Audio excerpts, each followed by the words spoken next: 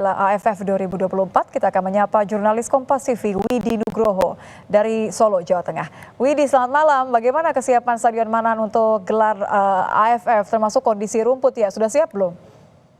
Ya, Nitya dan saudara, selamat malam. Untuk kondisi Stadion Manahan sendiri sebenarnya sudah siap pakai, mengingat setiap harinya atau rutinitasnya dipakai untuk pertandingan Liga 1 klub Persis Solo.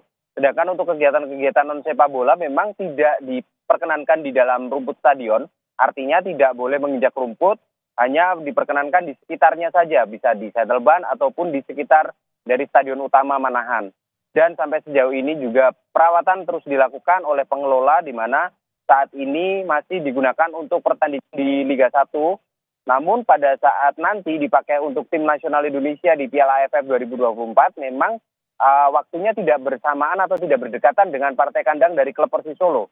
Pertandingan melawan Laos maupun Filipina dilakukan dalam rentang waktu yang tidak berdekatan dengan jadwal liga, di mana memungkinkan untuk perawatan terutama rumput lapangan dijaga kondisinya untuk tetap prima, dan Kota Solo sendiri secara keseluruhan sudah siap untuk menjadi tuan rumah dari gelaran sepak bola bertaraf internasional, mengingat pengalaman yang sudah dimiliki Kota Solo mulai dari Piala Dunia 17, Piala AFF 19 juga sudah dilakukan di Kota Solo. Dan beberapa kali juga pertandingan berskala internasional dilakukan dalam jangka waktu atau jadwal yang mepet atau berdekatan, sehingga panitia lokal di sini memiliki pengalaman untuk mengelola lapangan, terutama untuk rumput yang digunakan dalam pertandingan yang berbeda dalam waktu yang berdekatan.